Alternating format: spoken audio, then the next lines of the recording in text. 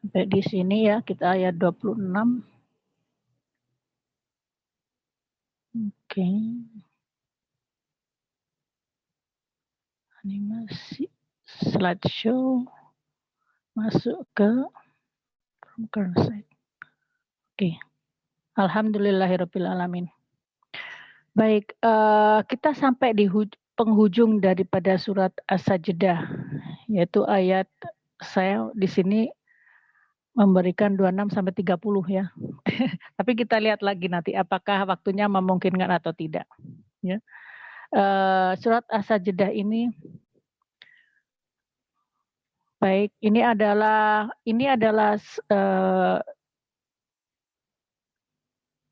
bangunan yang ada di zaman kaum Tsamud, ya, yang mereka itu ahli dalam mengukir gunung. Masya Allah, mereka hidup di dalam gunung, dalam batu-batu di dalam gunung. Baik, ayat 26 disebutkan di sini, A'udzu billahi minasyaitonir rajim. Bismillahirrahmanirrahim. Awalam yahdi lahum kam ahlakna min qablihim minal qurun yamshuna fi masakinihim, ya. Jadi ini Allah berfirman, apakah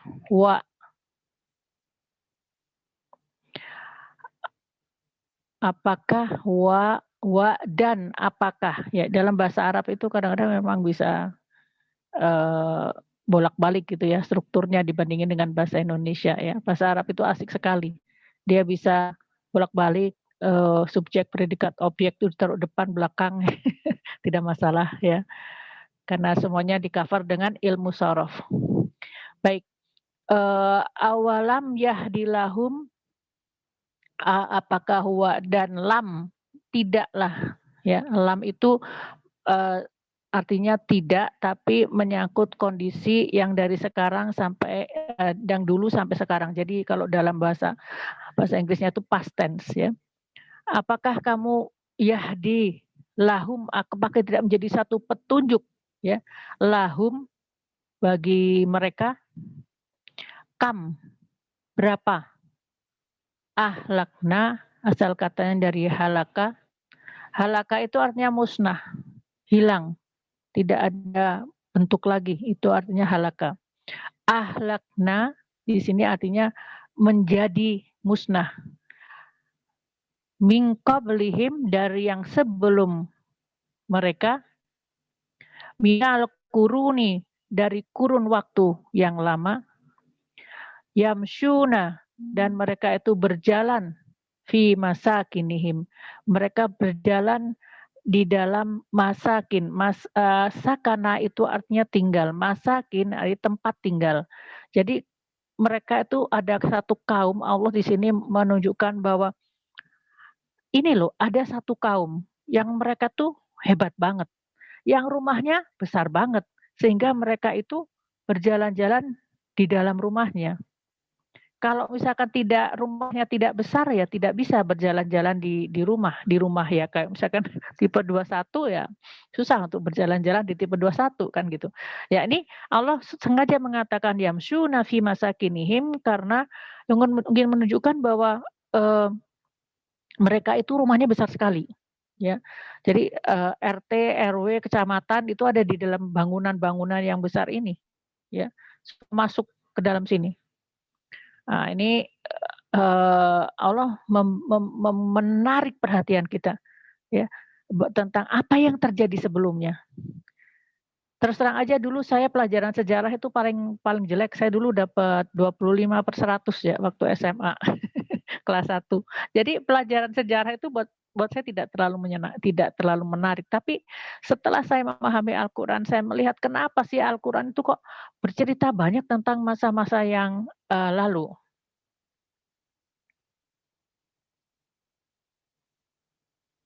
Tentang masa yang lalu. Jadi, ternyata bahwa masa lalu itu memang perlu diketahui untuk menjadi satu pelajaran. Dan sejak itu saya senang untuk belajar apa yang terjadi di masa yang lalu ya. Karena memang di dalam Al-Qur'an seperti itu. Jadi ini bercerita tentang kaum Tsamud.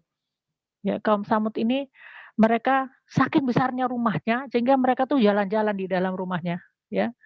Dan inna fi dzalika dan sungguh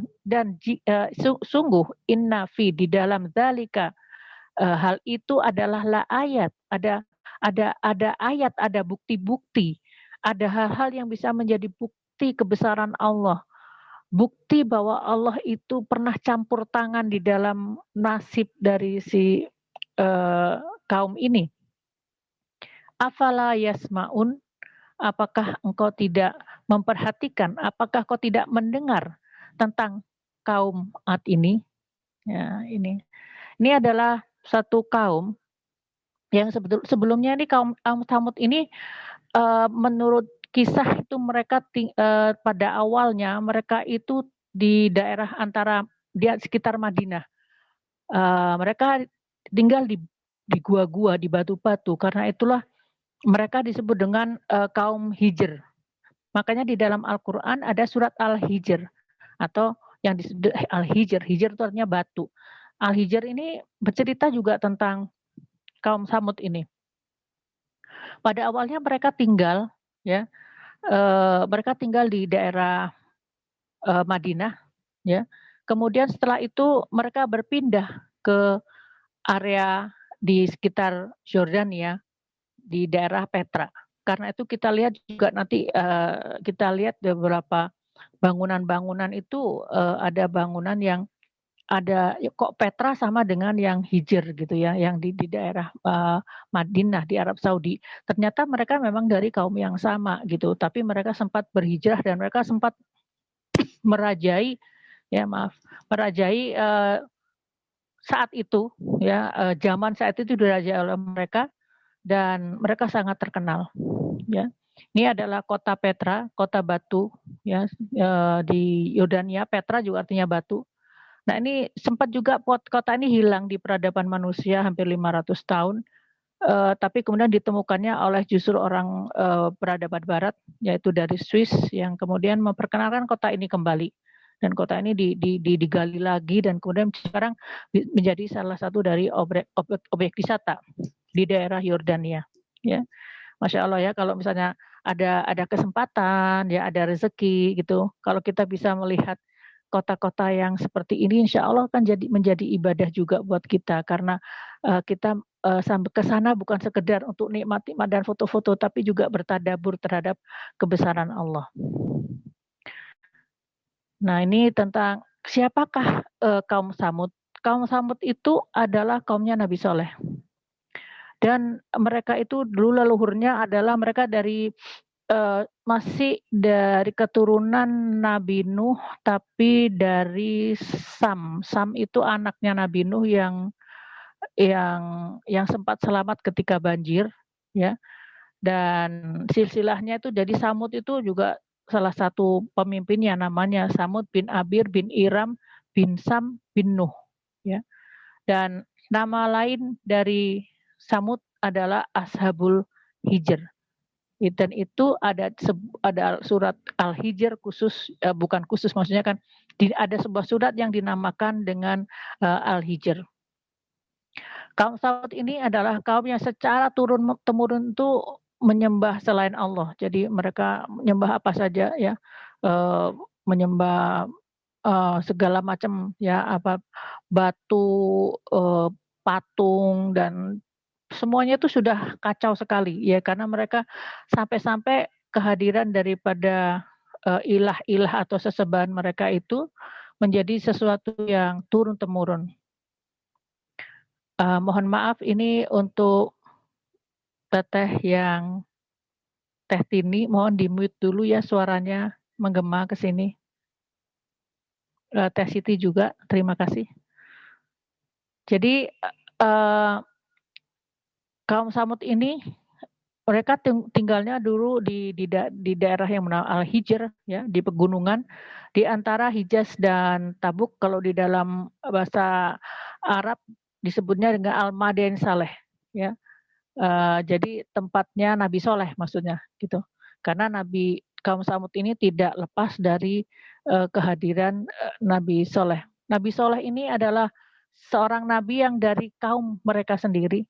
Mereka itu dari Nabi Soleh itu lahir dari kaum Samud itu sendiri, dan dia adalah nabi yang sangat gigih untuk mengingatkan kaumnya tentang betapa mereka itu melakukan suatu hal yang sia-sia dengan menyembah kepada yang selain Tuhan.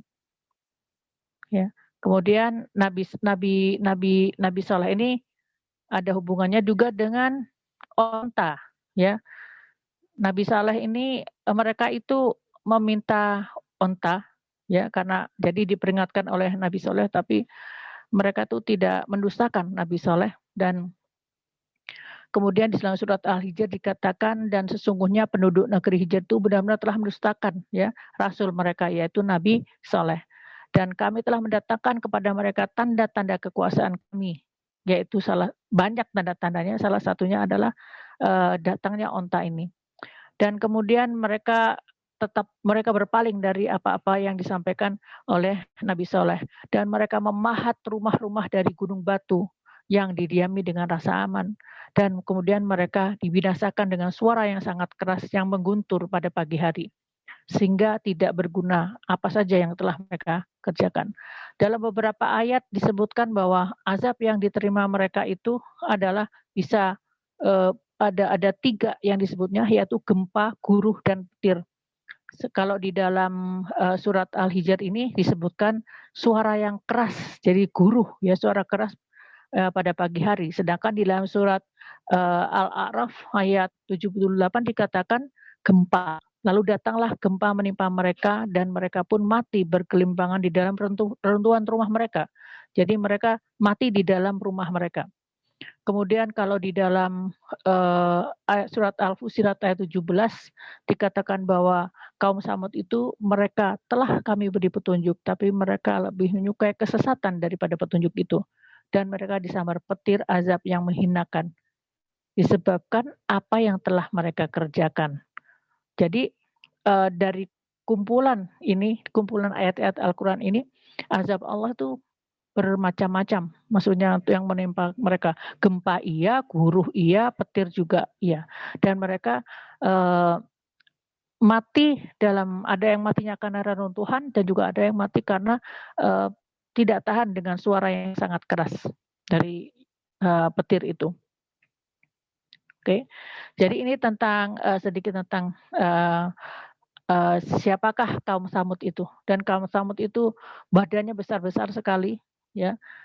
Mereka menguasai daerah Semenanjung Arab sampai dengan Yordania tuh dengan kurun waktu yang cukup lama. Turun-temurun mereka tuh menguasai kaum Samud, kaum ini menguasai cukup lama ya negeri Arab Saudi dan sampai dengan Yordania. Oke, selanjutnya kita lanjutkan.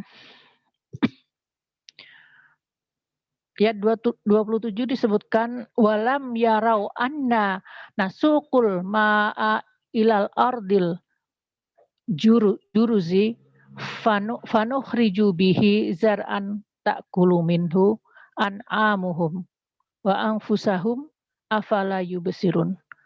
Dan kemudian dalam ayat 27 Allah memerintahkan kepada kita untuk bersyukur.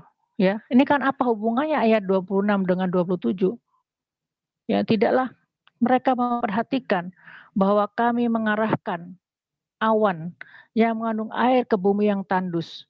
Lalu kami tumbuhkan dengan air hujan itu tanam-tanaman, sehingga manusia bisa makan, ternak-ternak juga bisa makan. Maka mengapa mereka tidak memperhatikan? Jadi apa hubungannya antara ayat 26 dengan 27? Jadi dalam setiap ayat itu, kadang-kadang kita lihat ya, satu ayat dengan ayat yang selanjutnya itu kadang tidak berhubungan. Secara kalau dibaca itu kayak nggak ada hubungannya gitu. Tetapi buat para penafsir Al-Quran, saya bukan penafsir ya, saya tuh penyampai tafsir ya. Jangan sampai salah. Jadi dari penafsir itu mengatakan bahwa itu ada hubungannya antara kelihatan yang tidak ada hubungannya itu ada hubungannya, ya. Jadi Allah menyebutkan dari ayat 25, 26 tentang kaum yang durhaka kepada Allah dan menentang Allah dan menentang Rasul-Nya. Diperingatkan berulang kali mereka tidak mau ingat kepada siapa yang memberikan baik dari harta, kekuatan, kekuasaan, kemakmuran, ya. Mereka melupakan bahwa itu semuanya adalah karunia dari Allah Subhanahu wa taala. Karena itulah kemudian dalam ayat 27 Allah mengingatkan ya kepada kita bahwa sesungguhnya pada hakikatnya kita ini hidup dari apa yang Allah berikan. Dan kita ini makan, pertama kita makan apa? Kita makan dari tumbuhan. Dari tumbuhan dimakan oleh hewan. Kemudian dari hewan, hewannya kita makan, tumbuhannya kita makan.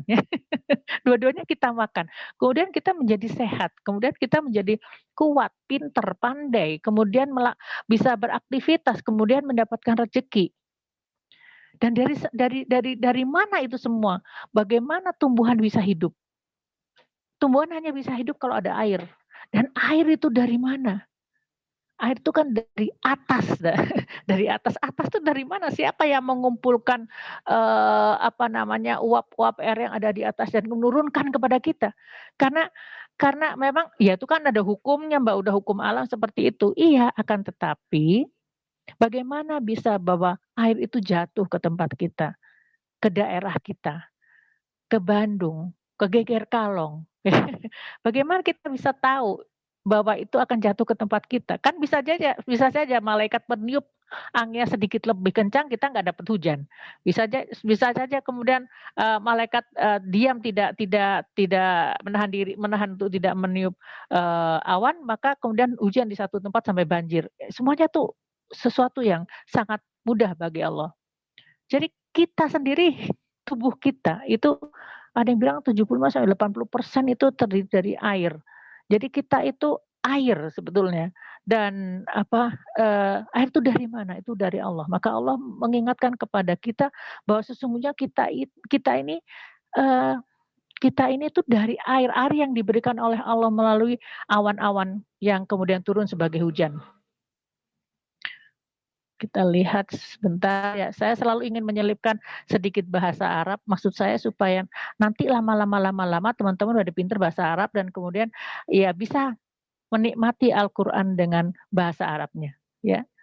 Awalam yaro anna nasuku, apakah lam, wa, dan lam tidak, ya. Yarau, kalian melihat bahwa anna sesungguhnya nasuk, ya, nasuku sesungguhnya mengarahkan alma, air itu. Jadi di sini disebutnya bukan awan tapi kata-katanya ada alma, air. Jadi air itu betul-betul ada di atas kita dan air itu digiring oleh Allah dengan bantuan para malaikat untuk kemudian jatuh ke bumi, ya, ilal ard. Kemudian maka tanah yang tandus, aljurus, jatuh ke tempat yang tandus, maka fanuhriju bihi, maka nuhriju, kami mengeluarkan. Ya, ini kalau dalam bahasa Arab, kalau Allah mengatakan pakai kata kami, itu artinya dalam hal ini dibantu oleh hamba-hambanya yang lain, biasanya malaikat, ya. Fanuhriju bihi, maka kami mengeluarkan bihi dari bumi itu zar'an, tanaman-tanaman yang ta'kulu minhu, yang kalian tuh makan dengannya. Yang makan siapa aja? An'amuhum, ya, an'amuhum, ternak-ternak kamu, wa anfusuhum, dan diri kamu sendiri juga makan. Afala yubasirun, maka apakah kamu tidak memperhatikan? Dalam hal ini kita lihat kata taro dengan yubasirun. Kalau taro itu artinya melihat, to see kalau dalam bahasa Inggris. Kalau yubasirun itu basoro, artinya memperhatikan, contemplate, ya, memperhatikan, watch ya, melihat gitu, melihat dengan memperhatikan. Nah, jadi artinya Allah coba kamu perhatikan, cobalah ber, ber, ber, berdiam sebentar dan memperhatikan apakah yang terjadi dengan awan-awan di atas sana, dan ketika mereka jatuh, dan kita itu siapa, dan kita terbuat dari apa, dan bagaimana kita mendapatkan kekuatan dari tanaman-tanaman itu, yang sakit pun bisa sembuh dengan tanaman-tanaman Allah ini, yang lemah menjadi kuat dengan tanaman yang Allah berikan, dan semuanya itu adalah dari Allah Subhanahu wa taala. Maka dalam surat Abasa disebutkan juga fan falyanduril insanu ila ta'ami anna sababnal ma'a sabba. Maka apakah maka hendaklah manusia itu melihat, memperhatikan ya, dengan apa-apa yang ila ta'ami yang kalian makan, dan sesungguhnya inna inna sababna ya, sungguhlah kami yang mencurahkan alma ya, air itu, sabba dengan pencurahan yang banyak. Ya, jadi Allah lah yang memberikan kepada kita rezeki itu. Kita tuh kalau kekurangan makan, lapar kan jadi lemes ya, nggak bisa kerja apa-apa. Kalau kurang-kurang benar-benar parah, langsung lapar, kemudian sakit ya. Itu kan semuanya sebetulnya, Mbak, tapi saya yang beli gitu. Saya yang beli, saya nggak gratis ini, berarti saya dong yang menjadikan saya sehat. Iya, tapi yang uang untuk bisa beli itu dapat dari mana? Bukankah dari sehat juga? Dan sehat itu Allah juga yang memberi. Jadi semuanya itu sebetulnya kita ini, semua kegiatan kita ini adalah karunia Allah, pemberian dari Allah, dan Allah memberinya tuh gratisan loh. Air itu kalau misalnya kita beli berapa sih air galon itu, 1 galon itu berapa ya? Saya nggak pernah beli air, yang beli air suami saya. Berapa?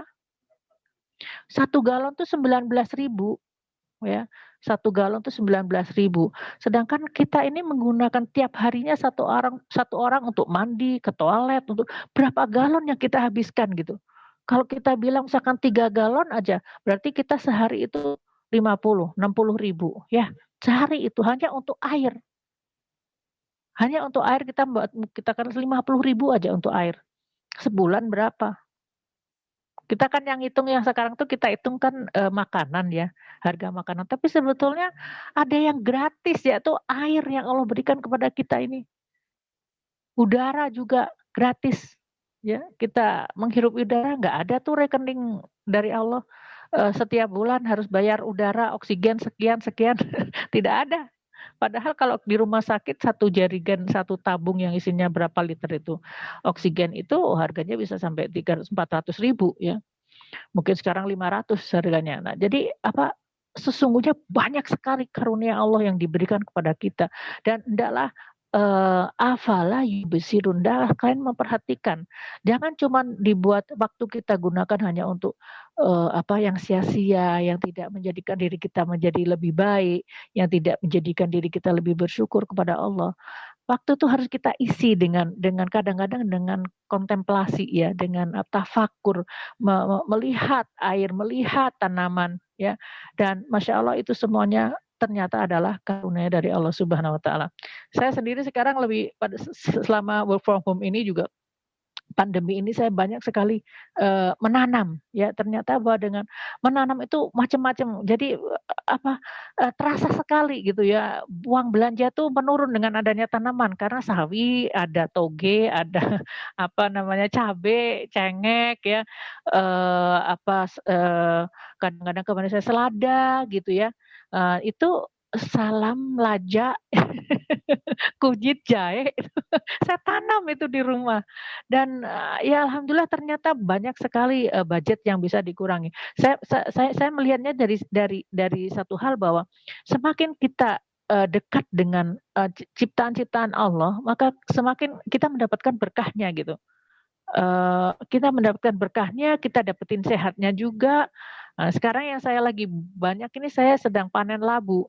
sekali panen tuh bisa tahu deh mungkin 10 kilo kali ya, sekali panen tuh udah berapa kilo, tahu itu yang udah berapa kali panen gitu. Dan itu berkah sekali, kebayang nggak sih dari satu biji labu, satu buah labu yang tua, dan bahkan labu yang jadi bibit itu kalau dijual di pasar itu tidak laku. Karena udah nggak ada yang mau beli gitu, karena udah tua.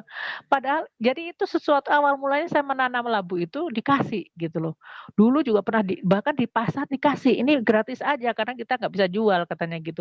Jadi ternyata dari yang gratis bisa keluar buah labu yang Masya Allah, mungkin sudah sampai ratusan itu yang buah labu yang saya berikan kepada teman-teman ya, yang dan sahabat-sahabat dan saudara-saudara. Bersyukur sekali hanya dari satu buah yang tidak ada harganya ya, maka menjadi demikian banyak manfaat. Maka disebutkan tabarakalladzi biyadihil mulku wa huwa ala kulli syai'in qadir. Sesungguhnya Allah tuh memberikan keberkahan ya pada apa saja yang Dia ciptakan. Oke, selanjutnya kita masuk ke oke.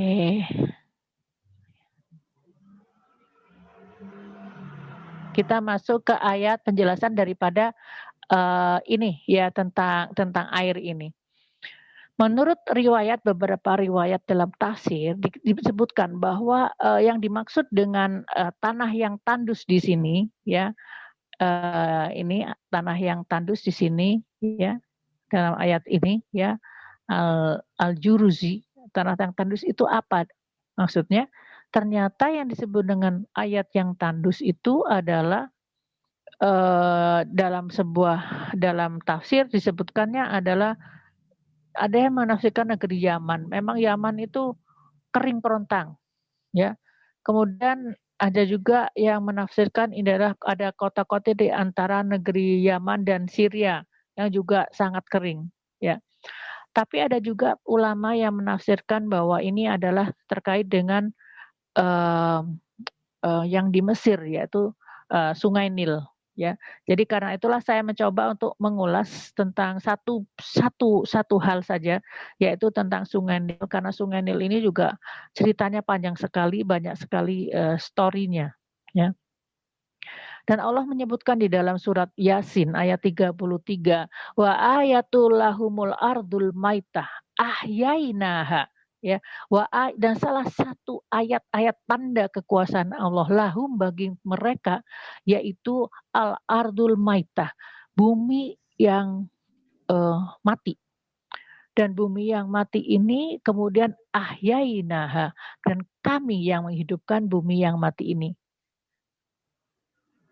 Mbak Hani, dan ya sebelumnya ini share screen-nya masih di ayat 26 atau masih di situ? Sudah ayat 27 teh. Kenapa ada yang macet ya? Tadi coba di stop share screen, nanti dicoba share screen kembali. Oke, ya saya stop dulu ya. Sekarang saya share screen. Oke.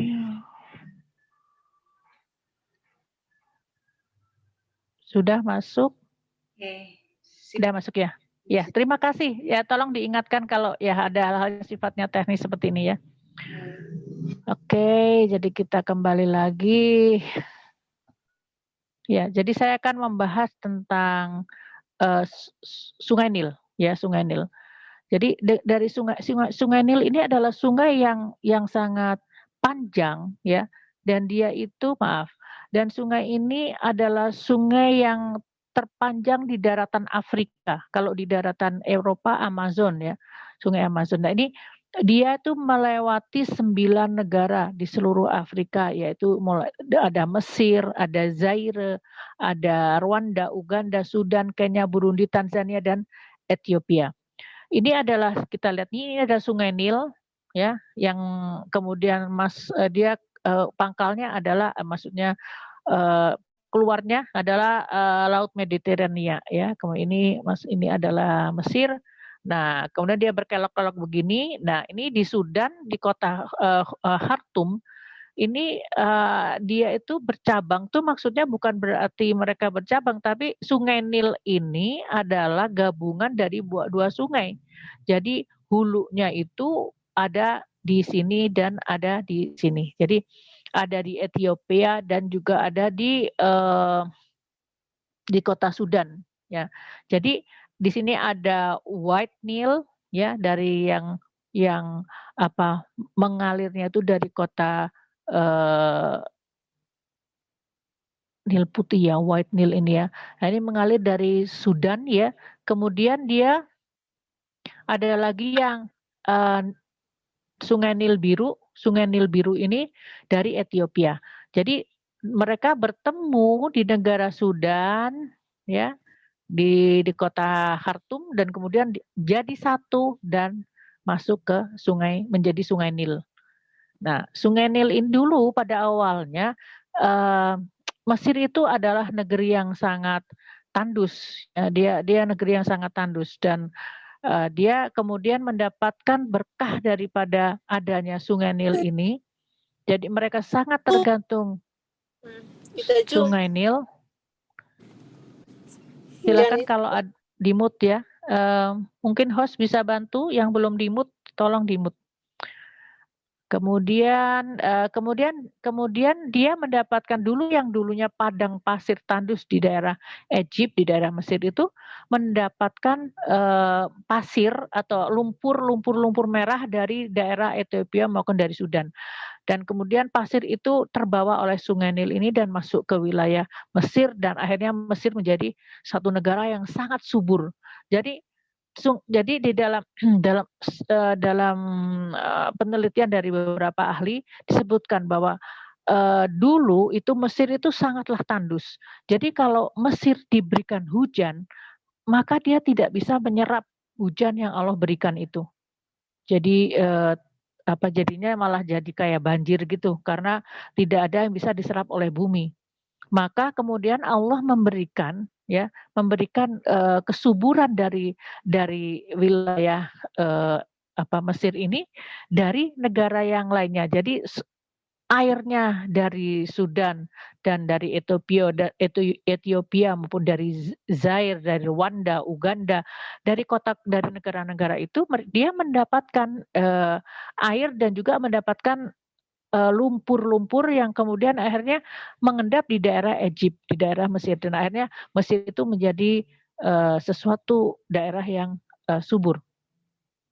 Jadi Masya Allah, jadi beginilah ya salah satunya bagaimana Allah itu memberikan karunia kepada penduduk dari Mesir tanpa harus menurunkan langsung hujan ke area di daerah Mesir ya. Saat itu mungkin sekarang Mesir sudah lebih hijau dibandingkan dengan dahulu. Baik, itu tadi cerita sedikit tentang Mesir, kemudian maaf. Nah, belum nih. Oh ya, masih belum ada. Nih, tentang bagaimana Mesir itu di zaman Rasulullah SAW. Di zaman Rasulullah SAW, Mesir ini sudah menjadi daerah wilayah dari bukan setelah masanya Abu Bakar ya. Abu Bakar mulai masuk ke Mesir, kemudian ada ketika pemerintahan Abu Umar bin Khattab, maka negeri ini sudah di dalam wilayah negara Islam Khalifah. Kemudian di sini yang menjadi gubernur adalah Amr bin As. Dan Amr bin As ini satu ketika mendapatkan kesulitan dengan Sungai Nil ini. Karena pada awalnya Sungai Nil ini penduduk mempunyai satu kepercayaan bahwa pada hari ke-12 satu bulan yang mereka sebut dengan bulan Banu'ah, maka harus diberikan sesajen. Sungai ini harus diberikan sesajen berupa seorang gadis yang cantik ya, yang tidak ada cacatnya, yang merupakan anak gadis yang nomor satu di dalam sebuah keluarga, dan anak ini akan diberi pakaian yang terbaik, dihias dengan perhiasan-perhiasan terbaik, dan kemudian dia akan ditenggelamkan di Sungai Nil ini sebagai sesembahan. Kemudian Amr bin As mengatakan bahwa tidak boleh seperti itu adalah kesyirikan. Karena Tuhan tidak akan memerintahkan, pertama Tuhan Allah Subhanahu wa taala tidak akan memerintahkan sesajen, sesuatu yang sifatnya membunuh ya, kejam gitu. Allah tidak menginginkan hal seperti itu. Sedangkan yang di sini adalah membunuh ya, itu yang pertama. Kedua, bahwa ini siapa yang dikasih sesajen? Kalau Allah tidak ada tuntunan dari Allah, maka siapa yang diberi sesajen? Menjadi pertanyaan besar. Jadi ini adalah suatu yang syirik ya. Kemudian Umar bin As meminta untuk kepada orang Mesir untuk tidak memberikan sesajen. Apa yang terjadi? Ya, ternyata sungainya memang jadi tidak menjadi kering, tidak mengalir air lagi ya. Maka kemudian mulai protes nih kepada Amr bin As ya. Ini gimana kita nggak bisa hidup kalau nggak ada air ya. Kemudian Amr bin As sebagai gubernur dari Mesir saat itu, kemudian beliau mendatangi Amirul Mukminin yaitu Umar bin Khattab mencari solusi bagaimana sebaiknya. Kemudian Umar bin Khattab memberikan sebuah surat ya. Yang surat itu dikirimkan melalui Amr bin As. Kalau tidak salah ceritanya Amr sendiri nggak datang, tapi ada kurirnya yang datang ke Madinah, kemudian diberikanlah sepucuk surat, kemudian diperintahkan Amr bin As untuk menenggelamkan, menghanyutkan surat itu, ya. Dan surat itu seperti ini bunyinya. Masya Allah ya. Dari hamba Allah Umar Amirul Mukminin ditujukan kepada sungai Nil, yaitu sungai Nil itu penduduk negeri Mesir. Amma ba'du, sesungguhnya, wahai Nil, sesungguhnya, jika kamu memang mengalir karena kehendakmu sendiri, maka janganlah kamu mengalir. Dan sesungguhnya, jika memang Allah yang Maha Esa, lagi Maha Perkasa, yang mengalirkanmu, maka kami memohon kepada Allah, semoga Dia membuatmu mengalir. Ya, jadi ini Masya Allah, ini di sini merinding nggak sih kalau saya baca ini? Masya Allah, ini powerful sekali gitu ya. Dan ini adalah salah satu kunci daripada bagaimana kita bersikap kepada hamba-hamba Allah. Karena menurut apa yang diceritakan dalam Al-Quran, bahwa semua itu makhluk Allah, baik itu batu, sungai, gunung, ya, kecoa, kucing, semua itu adalah makhluk Allah dan kita bisa berbicara kepada mereka. Dan di sini kalau kita lihat konteks daripada surat ini adalah Umar bukan memerintahkan kepada sungai Nil untuk mengalir, tapi Umar mengingatkan kepada sungai Nil sebagai hamba Allah bahwa ada Allah di atas kamu. Jadi bukan sama, ini yang penting ya, ingin saya sampaikan bahwa ketika kita mempunyai masalah dengan kehidupan ini, selalulah ada yang ketiga, yaitu Allah Subhanahu wa taala. Ikutkan Allah dalam conversation kita, maka semua apa yang kita inginkan itu akan diberikan jalan oleh Allah dengan solusi yang bisa jadi seperti apa yang kita inginkan, atau bisa jadi solusinya tidak seperti apa yang kita inginkan. Tapi paling tidak kita mendudukkan diri kita bahwa kita ini adalah hamba Allah, yang lain juga hamba Allah, maka ini ada Allah di atas kita dan kita minta Allah sebagai yahkumu bainahum fima kanu fihi yakhtalifun, dan Allah menjadi penengah di antara semua permasalahan kita. Nah, ini coba kita lihat di sini, kalau oleh Umar disebutkan kalau kamu mengalir itu karena memang kekuasaan kamu, memang kehendak kamu, ya kamu nggak mau mengalir ya silakan aja, itu urusan kamu. Tapi aku ingin mengingatkan, bukan ada Allah nggak di dalam perbuatan kamu ini? Kalau memang ada Allah, aku mengingatkan engkau akan adanya Allah dan maka mengalirlah. Ini yang disebut dengan bagaimana kita ini dalam kehidupan ini selalu menyertakan apapun yang kita kerjakan dengan mengikutkan Allah Subhanahu wa taala. Kemudian Amr bin As melemparkan surat itu ke sungai Nil dan dalam waktu semalam maka sungai itu sudah mengalir ya airnya sampai 16 hasta ya. Hasta itu segini ya, setangan begini ya, 16 hasta. Jadi cukup dalam ya. Jadi ini yang kunci sebetulnya dari kekuatan kita berkomunikasi dengan makhluk-makhluk Allah. Di sini sama sekali ya tidak ada bahwa Umar yang membuat keajaiban ini. Umar tidak melakukan keajaiban, tapi Allah yang menurunkan bantuannya. Baik, kita masuk ke ayat 28. Tapi sebelum masuk ke ayat 28, saya mungkin minta kepada moderator untuk memutarkan satu video tentang pembacaan Taurat. Karena saya pernah berjanji dalam forum ini bahwa saya ingin menunjukkan bahwa ini loh ada bagaimana orang-orang dari kaum Yahudi mereka membaca Taurat, dan itu hubungannya dengan ayat 15 yang waktu itu sempat saya mau klikkan tapi nggak tahu ada masalah teknis sehingga tidak sempat untuk bisa diputar. Jadi saya ingin coba sekarang mohon pada moderator sebelum kita melanjutkan ayat 28. Silahkan Ibu moderator. Enggak Mbak, saya coba putarkan. Mudah-mudahan bisa ya ini. Bentar.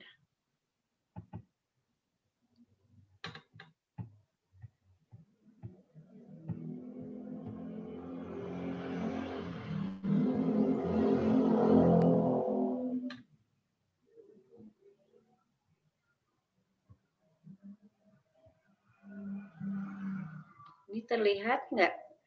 Coba masuk ke Instagramnya Teh. Saya nggak pakai. Klik ke Instagramnya.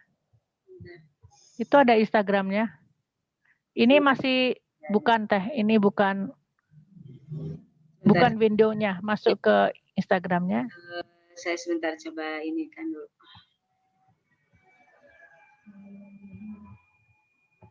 Di window yang sebelahnya itu ada Instagram. Nah. Sebentar saya ini dulu. Stop share.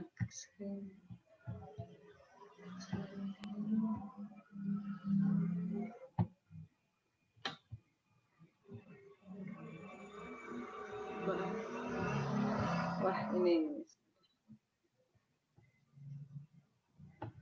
Sebentar saya coba buka dulu. Oke. Tadi saya. Sebentar ya Mbak nih. Oke. Coba saya bantu mungkin ya Teh Siti. Saya bantu ya sebentar. Tadi sudah saya coba ke ini. Sudah, saya bisa share screen saya sebentar ya.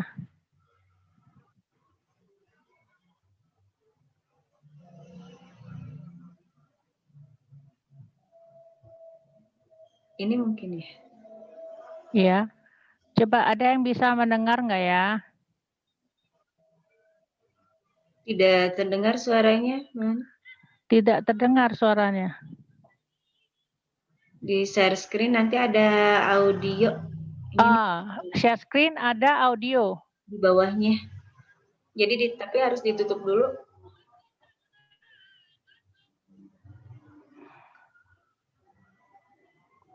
Ditutup dulu. Stop share dulu ya. Terus kemudian? Share screen. Share screen. Share audio. Coba ini saya bisa coba. Share sound. Coba sudah bisa. Saya bisa. Oke, silakan Teh. Terdengar nggak? Iya, kedengar. Terusin.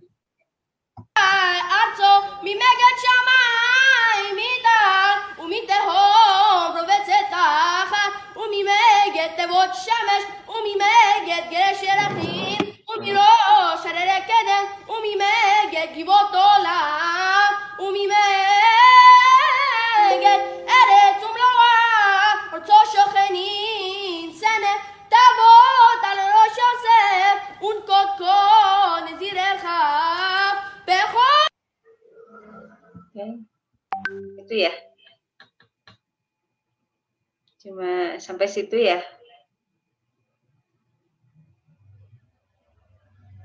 Bunda. Boleh sekali lagi ya, saya coba.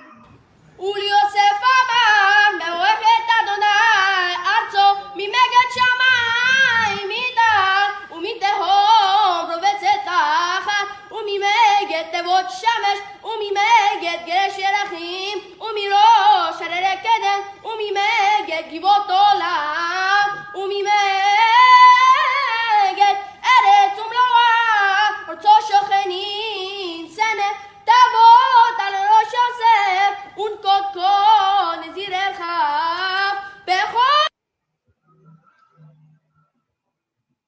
Itu yang sudah cuma segitu ya, Bunda Hani. Oke, sambil menunggu sebentar. Bunda Haninya sedang ke ini dulu sebentar. Oke, boleh buat Teh Tini kita coba kembali murajaah ayat 26 sampai 28. Oh, ini. Alhamdulillah saya. Bunda Hani. Sudah hadir. Sudah Ini ya? share-nya tolong ditutup. Oke, sip. Baik, alhamdulillah. Jadi itu tadi saya sengaja ya untuk memberikan informasi tentang bagaimana Taurat itu dibaca gitu ya. Karena kita perlu tahu ya agama-agama, maksudnya kitab-kitab yang lain gitu ya. Kita perlu tahu apa kesamaannya, apa perbedaannya ya. Karena itu memang salah satu daripada message dari pesan daripada Al-Quran adalah supaya kita juga memperhatikan kitab-kitab yang lain. Jadi kalau yang menarik ya, kalau masalah bahasa pasti beda ya, bahasanya bahasa Ibrani ya. Kita yang Al-Quran kita bahasa Arab, tapi yang ada satu poin ya, di antara perbedaan itu ada yang sama, itu menurut saya adalah kitab-kitab Allah terutama yang kita kenal, yaitu Zabur, kemudian Taurat itu, kemudian ada Injil itu sebenarnya Taurat ya, dan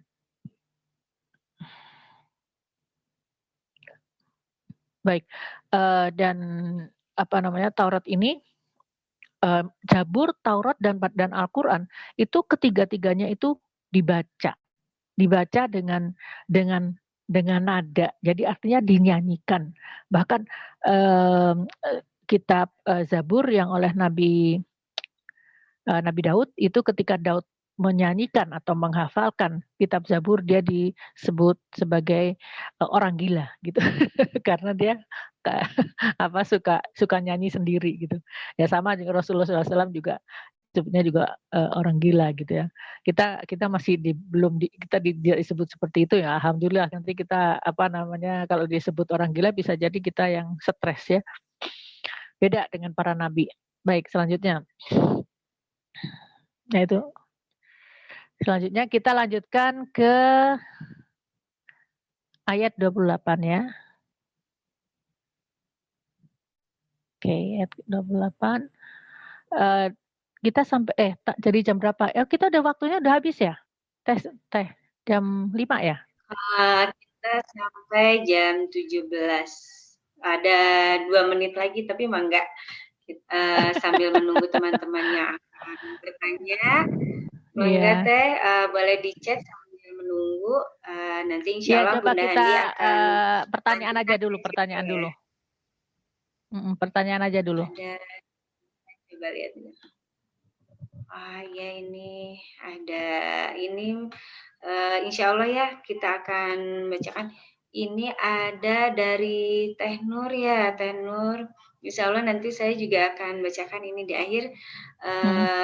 Tadi yang Ibu Iva, Bunda Hani. Iya. Oh, ini sebentar saya coba ini. Mau pertanyaan dulu, Bunda? Iya, pertanyaan dulu. Kalau memang waktunya, pertanyaan dulu. Teh Iva, Teh Nur Latifah, mangga apa mau saya bacakan ataukah Teteh yang akan langsung bertanya sama Bunda? Silakan bisa langsung. Kalau akan buka, silakan langsung ya. Dicoba, boleh dibuka. Oke, saya bacakan aja. Pertanyaannya, alhamdulillah sudah 2 kali ikut taklim. Hari ini saya belajar tadi, Bunda mengatakan bahwa semua yang terjadi atas izin Allah.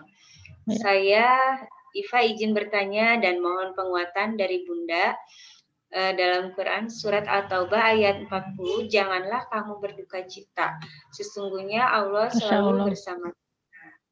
Satu sisi saya merasa kuat, tetapi di saat saya kuat cobaan begitu berat. 5 tahun yang lalu suami meninggal dunia mengingatkan saya dengan 2 anak yang usianya 3 bulan dan 3 tahun. Alhamdulillah dengan ikhlas Allah beri kemudahan. 3 malam saya berada di asrama haji karena positif COVID. Kemarin malam bapak saya meninggal dunia dengan kondisi satu kamar dengan saya.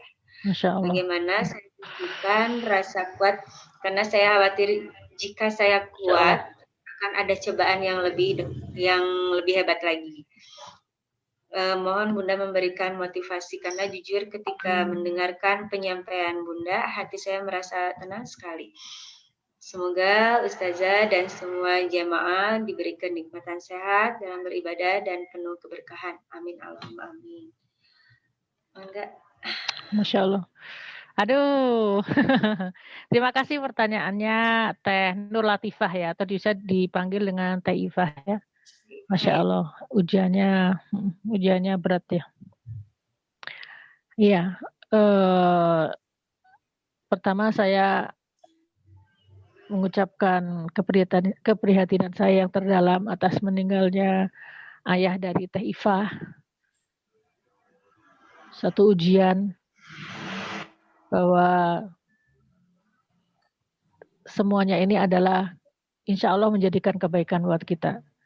Tabarakalladzi biyadihil mulku wa huwa ala kulli syai'in qadir. Alladzi khalaqal mauta wal hayata liyabluwakum ayyukum ahsanu amala. Bahwa Allah memberikan Allah memberikan ujian dari kematian dan kehidupan itu supaya Allah tahu, supaya Allah tahu, maksudnya bukan begitu, supaya menjadi pembuktian bahwa siapa di antara kalian yang paling baik amalannya dan siapa di antara kalian yang paling berhak masuk ke dalam surga dan siapa di antara kalian yang berhak mendapatkan derajat-derajat kemuliaan di dalam surga. Jadi kehidupan di sini adalah kematian dari ayahanda tercinta, pasti dirasakan berat. Tapi sejak awal saya ingin mengingatkan dari awal dari sesi ini saya mengingatkan bahwa selalulah ingat bahwa kehidupan ini tidak berhenti hanya di sini saja. Kehidupan di sini itu adalah kehidupan yang masih berlanjut di akhirat nanti. Dan kalau kita mengimani itu, ya memasukkan pertama belajar dulu, kemudian konsep di kepala kita, kemudian kita masukkan dalam hati kita bahwa hidup ini memang to be continued gitu, tidak hanya sekarang. Hidup ini ada kelanjutannya. Ya, jadi kalau film Superman itu ada episode 2, ada episode 2-nya gitu, belum selesai. Superman belum kalah.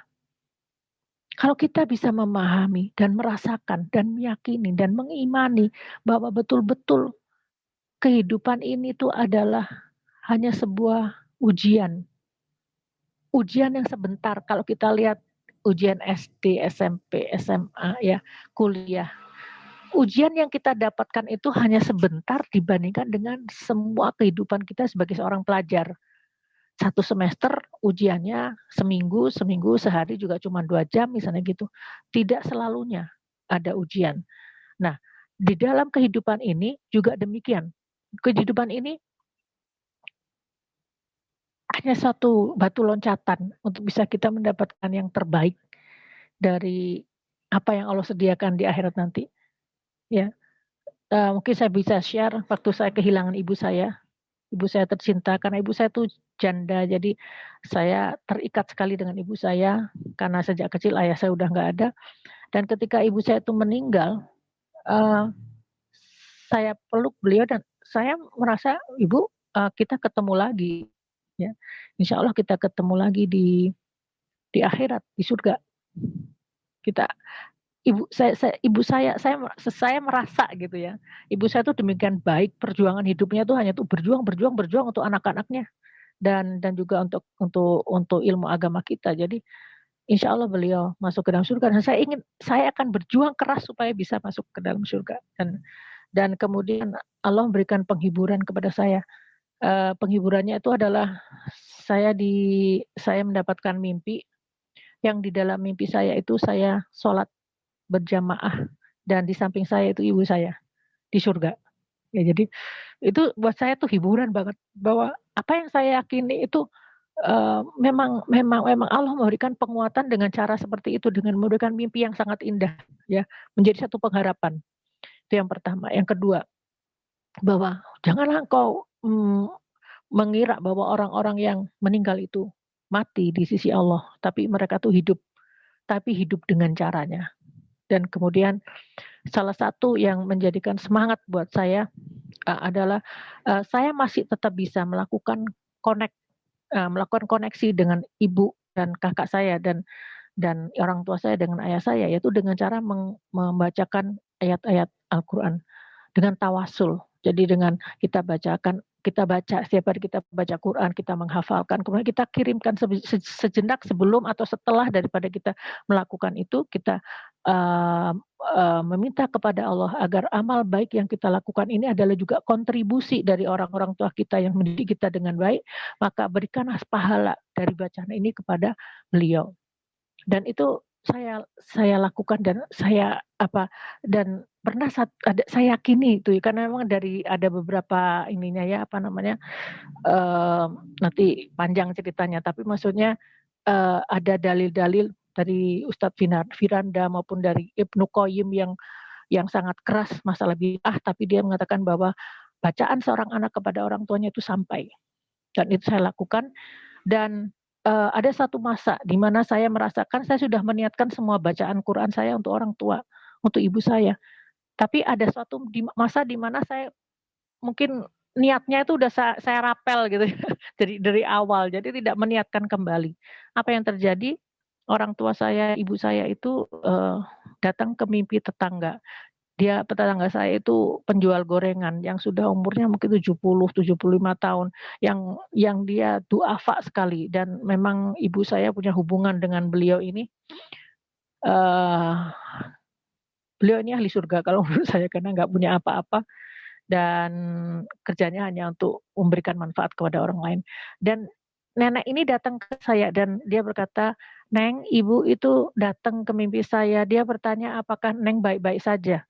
Waduh, saya langsung Masya Allah gitu. Iya, selama ini saya menganggap niat saya sudah cukup, niat borongan itu udah cukup gitu. Tapi ternyata tidak, bahwa saya harus juga mengulangi niat itu untuk menguatkan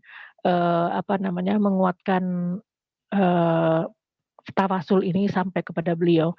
Dan ya itu yang terjadi kepada saya. Oh ya, saya harus meniatkan kembali gitu setiap bacaan saya. Itu pernah terjadi. Saya cerita begini bukan sekedar ingin memberikan pengalaman ya, tapi saya ingin memberikan satu dorongan kepada Teh Iva bahwa kita itu tidak hilang koneksi dengan orang-orang yang kita cintai. Pada satu ketika juga saya kehilangan teman sekantor, teman kerja gitu, yang dulu awalnya beliau itu tidak selalu sependapat dengan saya gitu, karena beliau dengan kerudung saya, dengan pemikiran-pemikiran saya, dia tidak selalu sependapat. Tapi pada akhirnya kita cocoknya dalam bekerja, artinya kita beres mengerjakan pekerjaan gitu ya. Kebetulan saat itu saya memimpin proyek, dia ada di bawah saya. Nah kemudian apa yang terjadi? Beliau meninggal. Beliau meninggal di Korea. Beliau meninggal di Korea. Seminggu kemudian baru jenazahnya balik ke Bandung. Dan selama beliau belum proses menuju ke Bandung itu, saya membacakan bersama dengan teman-teman saya di pengajian di kantor, ayo kita bacakan setiap hari, kita bacakan Al-Quran kepada Bapak ini, dan di rumah saya juga bacakan gitu. Apa yang terjadi? sekitar 5 hari itu. 5-7 hari saya membacakan itu, saya mimpi bertemu dengan beliau ada dalam sebuah tempat yang bersinar indah, seperti pemakaman, tapi pemakamannya keren gitu ya. Pemakamannya tuh jenazahnya tuh tidak di bawah, tapi jenazahnya itu di atas seperti meja begitu ya. Terus meja yang tertutup oleh kaca dan suasananya tuh indah banget gitu ya. Putih-putih indah sekali. Dan saya datang ke situ, saya tahu dia sudah meninggal, dia tahu dia berbaring di situ dan kemudian dia buka matanya. Kemudian dia bilang, "Bu Hani, terima kasih."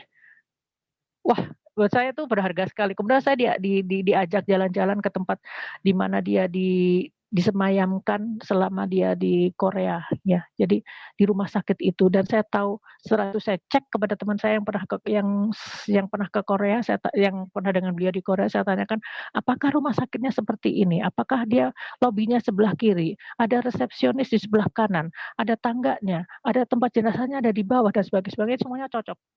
Jadi aja saya tuh Masya Allah, berarti beliau tuh memang datang dalam mimpi saya hanya untuk mengatakan terima kasih karena dia jadi karena itu sejak saat itulah saya tuh termasuknya semangat gitu kalau ada yang meninggal itu saya niatkan bacaan-bacaan Quran maupun hafalan itu saya berikan kepada teman-teman yang meninggal itu karena saya tahu atau saudara yang meninggal karena satu mereka dalam kesulitan, mereka bingung masuk ke dalam alam yang baru.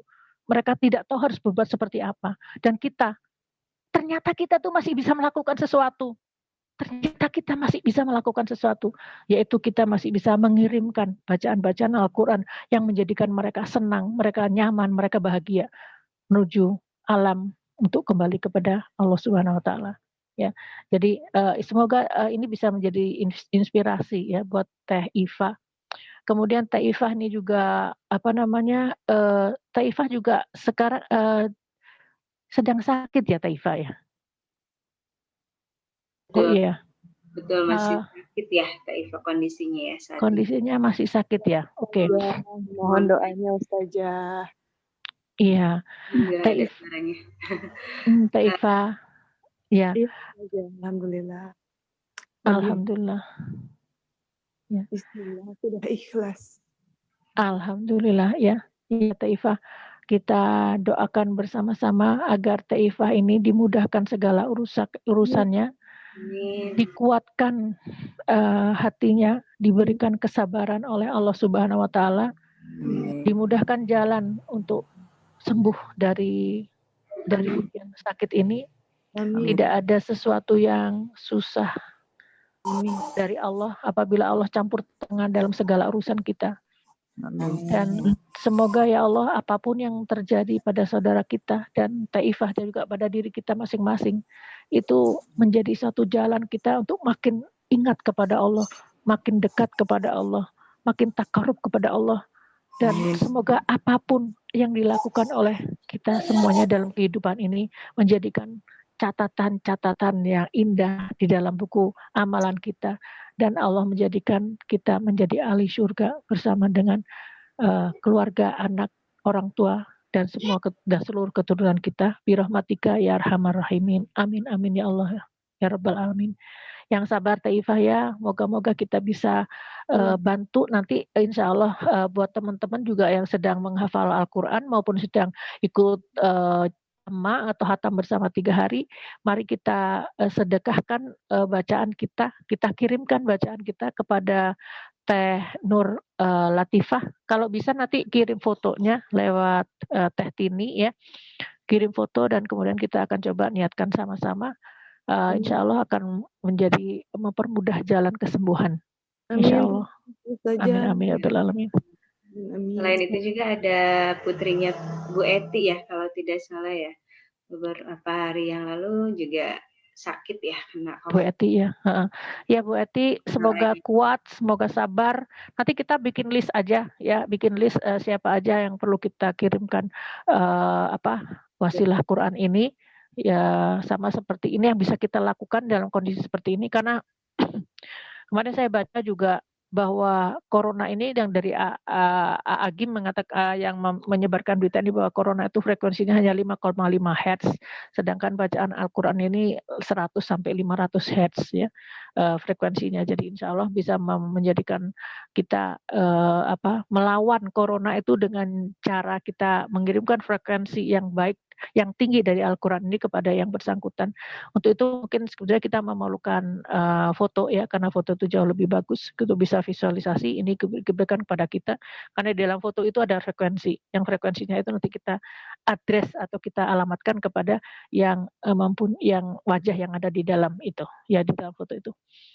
Baik, kemarin juga saya seminggu 2 minggu ini saya banyak juga bergaul dengan teman-teman yang sedang mendapatkan ujian COVID ya.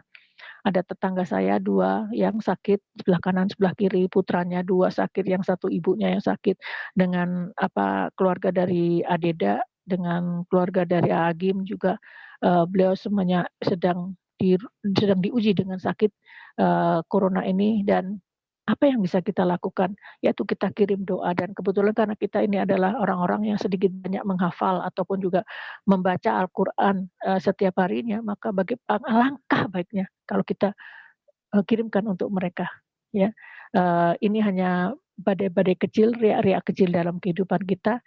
Insya Allah, ya, apa yang kita kirimkan dari bacaan Al-Quran yang mempunyai frekuensi yang jauh lebih tinggi itu bisa menaikkan tingkat imun daripada yang sedang sakit, dan bisa menjadikan si virus itu tidak nyaman dengan kondisi frekuensi yang lebih tinggi ini. Ya, mari kita nanti kita jadi action kita untuk Teh Nur Latifah dan juga untuk Ibu Eti, yaitu kita insya Allah akan meniatkan bacaan untuk Teteh. Ya, nanti moga-moga Teh Nur Latifah bisa gabung di Khairatun Hisan, nanti kirim aja nomor WhatsApp-nya kepada Teh Tini ya, atau pada moderator bisa, nanti kita masukkan ke dalam grup. Nanti kita akan dalam grup, jadi nanti di dalam grup kita itu ada juga beberapa grup yang lain gitu. Jadi tadi ada banyak grup ya. Jadi nanti grup Al-Quran maksud saya, yang dimana nanti kita akan membacakan bersama-sama Al-Quran itu, dan insya Allah saya yakin insya Allah dengan izin Allah semuanya ini akan memberikan manfaat buat kita semua. Oke, selanjutnya ada lagi yang mau ditanyakan atau ditambahkan? Teteh yang akan bertanya sebelum lanjut ke ayat 28 sepertinya ya.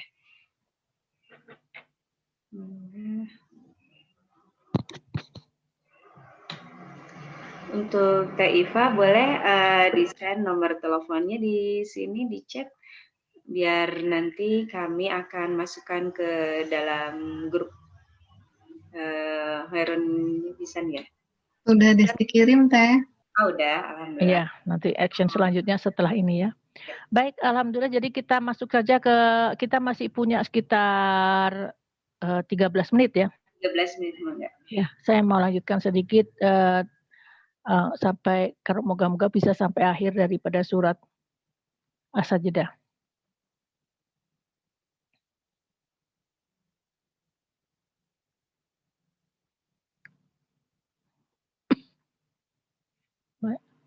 Sampai ayat 28. A'udzubillahi minasyaitonirrajim. Bismillahirrahmanirrahim. Ayat 28 dari surat As-Sajdah. Wa yaquluna mata hadzal fatahu in kuntum shadiqin. Ya, artinya, dan mereka berkata, kapan akan datang kemenangan itu, in kuntum shadiqin, apabila kamu betul-betul orang yang benar. Jadi ini adalah perkataan daripada orang musuh-musuh daripada Rasulullah SAW, Quraisy Mekah. Wa yaqulu, mereka berkata, wa yaquluna, mereka berkata, mata, kapan? Ya, hadzal fatahu, kapan? Hadza, itu, waktu itu. Oh, bukan ini, hadza itu menunjukkan ini. Jadi kapan kemenangan yang kalian tunggu-tunggu itu ya datang kepada kalian? Kapan kalian bisa mengalahkan kita? Kita kan jauh lebih kuat dari kalian, dari kaum muslimin, dari Rasulullah SAW dan para sahabat. Emang kalian bisa apa? Kalian miskin, migrasi ke Madinah, nggak punya apa-apa, ya. Kemudian mau mengalahkan penduduk Mekah yang mereka mempunyai segalanya, mempunyai uang, mempunyai jumlah, ya. Kan kalau di dalam Sirah Nabawiyah dikatakan rata-rata daripada peperangan itu perbandingannya 1:10. Jadi satu misalkan 100 orang kaum mukminin, maka dari musuh itu sampai 1000. Ya. Itu rata-rata seperti itu, 1:10. Makanya mereka berkata dengan sangat sombong, kapan kamu menang? Ya. Kalau kamu memang in kuntum sodikin, kalau kamu memang benar, sodik benar, kamu orang-orang yang benar, maka harusnya yang benar itu menang, gitu kan. Nah, ini juga sebetulnya kata-kata yang sering diucapkan oleh dalam masa sekarang ini kan, kaum muslimin juga dalam posisi yang tertindas ya dibandingkan dengan orang-orang di luar sana yang mereka itu menguasai dunia ini dan kita masuk ke dalam sistem mereka. Nah, di sini ini adalah satu statement yang di mana orang-orang kafir ini mereka tuh menantang pada Allah karena mereka tidak mengetahui siapakah Allah, mana kekuasaannya, bagaimana kekuatannya sehingga orang-orang yang kafir yang tertutup dari melihat Allah ini mereka menantang kepada Allah. Kalau memang kamu benar, datangin aja azab. Nggak masalah, kita nggak takut dengan azab Allah. Nah, itu sering begitu. Ini orang-orang yang betul-betul yang kufur kepada Allah. Jadi mereka itu ini sebagai ungkapan ya, sebagai ungkapan bahwa mereka ini adalah benar. Kalau benar tuh menang. Kalau benar itu adalah besar, benar itu kaya, benar itu berkuasa. Itu yang ada di dalam pikiran mereka. Ya, mungkin bawah sadar, tapi itu yang ada di dalam bawah sadar bawah sadar mereka, dan mereka mustahil bahwa akan terjadi azab itu karena kita baik-baik saja. Bukan dalam pikiran manusia itu rata-rata mereka berpikir bahwa kalau kaya berarti kita disayang sama Tuhan. Karena kita diberikan kekayaan. Kalau kita pintar berarti kita diberikan kita dikasihi oleh Allah. Kalau kita cantik, kita ganteng, kita semuanya keduniawian itu kalau diberikan orang rata-rata mengatakan bahwa I'm fine, I'm okay, dan tidak ada Allah baik sama saya. Jadi masalahnya ada di mana gitu ya. Tetapi kadang-kadang mereka kebablasan dengan mengatakan yang seperti ini. Ya, jadi mereka menantang Allah. Padahal Allah tuh As-Sami'ul Basir, Allah Maha melihat lagi Maha mendengar. Nah, salah satu hal yang bisa kita petik daripada quote atau tadabur dalam kotak kuning ini, ya. Ini kata-kata ini adalah tadaburnya adalah kita harus berhati-hati. Bila ingin mengatakan kata kapan janji Allah akan datang, kapan kita akan menang, kapan kita akan sukses, kapan. Nah, kata kapan ini buat orang yang beriman harus berhati-hati. Karena apa? Kalau orang kafir mah jelas tidak berhati-hati ya, karena mereka memang ya taunya begini gitu ya. Tetapi buat kita itu kita harus berhati-hati karena kapan itu adalah rahasia dari Allah Subhanahu wa taala. Ya. Rahasia dari Allah yang milik Allah dan itu adalah memang hak prerogatif Allah. Contoh aja pengabulan doa. Kata pengabulan doa itu kita cuman tugas kita adalah untuk meminta kepada Allah, berdoa. Tapi kapan itu haknya Allah. Jadi kalau kita dalam sebuah hadis dikatakan apabila kita mengatakan kapan ya, mata hadzal wa'du in kuntum shodiqin, maka kalau kita mengatakan kapan maka Allah akan menunda pengabulan doa itu ya. Jadi kenapa? Karena waktu itu adalah prerogatif Allah. Sedangkan tugas kita adalah bersabar. Karena dengan sabar itu juga kita mendapatkan yang lebih daripada apa yang Allah bisa berikan kepada kita. Ini saya hang ya. Teman-teman lihat saya hang bukan? Iya Bunda, gambarnya jadi berubah, settingnya nggak keluar, terus jadi gambarnya nggak bergerak Bundanya. Iya. Oke. Mungkin saya masuk ke dalam yang Saya mungkin masuk ke sini, ke handphone saya, ya. Sambil saya akan coba untuk mematikan, ini saya ya. Kayaknya hang di komputer saya. Oke.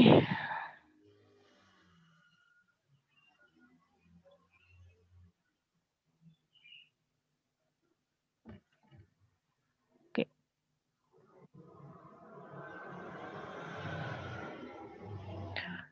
Oke, baik, ya kita lanjutkan ya. Jadi, kata kapan itu adalah sebagian daripada hak prerogatif Allah. Jadi kalau di dalam kita mempelajari Al-Quran itu nanti kita akan makin lama, nggak bisa instan ya, instan langsung paham nggak bisa ya. Tapi kalau kita mempelajari Al-Quran maka makin lama kita akan bisa melihat bahwa apa yang bagian kita untuk diamalkan dan apa yang merupakan wewenang dari Allah atau kebaikan dari Allah, actionnya itu ada pada Allah gitu. Itu yang akan kita pelajari selama ini nanti dalam kajian-kajian tentang tafsir Quran. Bagaimana kita bisa meletakkan sesuatu itu pada tempatnya, apa bagian kita atau mana bagiannya Allah. Dan kita tidak boleh ikut campur dalam bagian Allah. Yang harus kita lakukan adalah kita berusaha agar bagian kita itu berjalan dengan baik. Maaf. Bagian kita itu adalah beriman, beramal soleh, berdoa, beribadah, sabar, tawakal, ya, dan semuanya itu. Jadi itu bagian kita. Jadi kita fokus saja kepada bagian kita. Karena ketika kita itu melakukan bagian kita, maka Allah akan memberikan kepada kita itu hal-hal yang kita sendiri tidak harapkan, karena kita saking sibuknya kita berbuat kebaikan, maka kadang-kadang kita tidak lupa berdoa atau bahkan tidak. Kemudian Allah memberikan kepada kita kebaikan yang jauh daripada apa yang kita harapkan. Ya, itu adalah salah satu kunci sukses di dalam kehidupan ini. Jadi nggak ada hidup tuh memang semuanya tuh bergelombang ya. Ada yang sedang naik, ada yang sedang turun dalam tanda petik ya. Seperti kita lihat Teh Ifah sekarang sedang kesulitan lah ya, sedang dalam kondisi yang sulit dalam menghadapi kehidupan ini. Tetapi Teh Ifah ini sebetulnya atau Bu Eti ini sedang mengumpulkan pundi-pundi kebaikan. Jadi counternya tuh jalan terus. Tek tek tek tek tek tek tek tek jalan terus untuk misi pundi-pundi kebaikan. Ya. Pokoknya motivasi banget dengar Ustazah. Bismillah, pasti bisa, yakin Allah Maha Baik. Oh iya, Allah Maha Baik. Masalahnya tuh juga tinggal kita itu nggak ngerti gitu. Allah itu memberikan banyak kebaikan pada kita.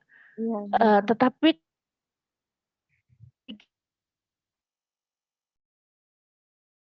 itu kita ngerti apa nggak ngerti, kebaikan Allah tuh tetap dicurahkan kepada kita. Contoh aja misalnya air hujan, ya. Air hujan tuh kalau di air hujan tuh kan berkah dari Allah ya.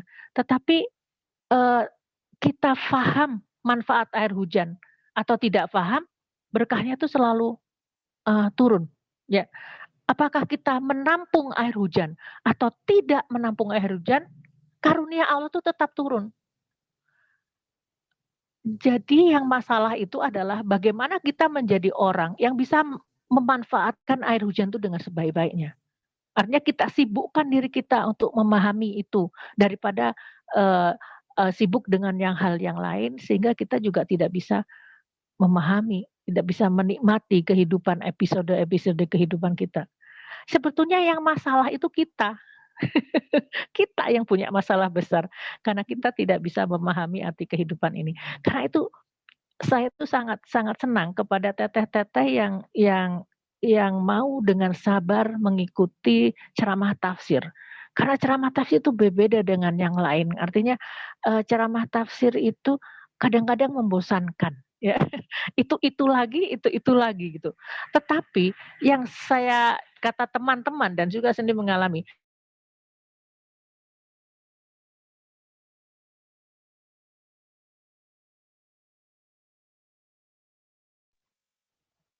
Sinyalnya Kayaknya mati lampu ya, Teh Siti. Jadi gelap banget.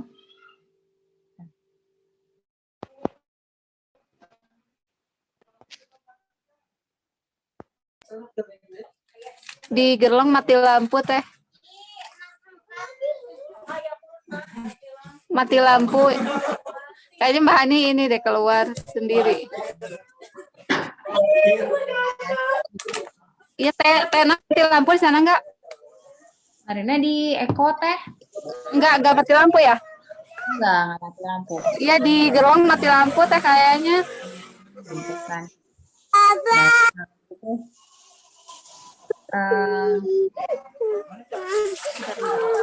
Karena waktunya sudah habis juga sih ya.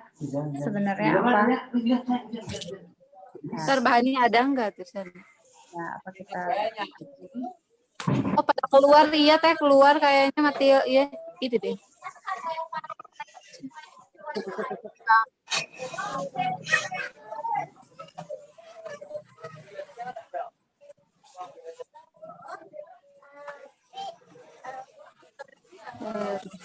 Teman-teman semua nampaknya sepertinya kayak ini lagi lampu. Jadi otomatis keluar, koneksinya terganggu. Kalau gitu, nah Teh Siti, apa yang terjadi? Alhamdulillah. Mohon maaf, ini tampaknya ada trouble di sini. Semuanya pada live. Iya. Mati lampu ya. Mati lampu. Iya, Bu Nani. Saya minta doa juga ya. Putra saya juga kena COVID positif. Oh, innalillahi. Iya, namanya Ahmad Fahri. di Gerlong juga mati lampu teh semuanya mati lampu. Doa kan? Oh iya, insya Allah disampaikan buat Ya, minta doa juga ya. Doanya Bu Nani. Iya, insya Allah nanti sampaikan sama Bunda Hani juga di Jakarta ya, di Jakarta. Amin, mudah-mudahan cepat sehat ya Bu Nani. Ya. Iya. Ini karena waktu juga sudah menunjukkan pukul 17.32. Jadi kita akhiri, mohon maaf. Ini juga di sini ada trouble, jadi semuanya ada mati lampu ya, jadi semuanya sempat kelempar. Terima kasih buat teman-teman yang sudah bergabung. Kita akhiri kajian tafsir ini dengan kafaratul majlis. Subhanakallahumma wa bihamdika asyhadu an la ilaha illa anta Terima kasih buat semuanya. Mohon maaf. Assalamualaikum warahmatullahi wabarakatuh. Waalaikumsalam. Nanti teman-teman doakan yang teman-teman kita yang sakit ya. Iya. Insya Allah ya Bu Nani. Ya.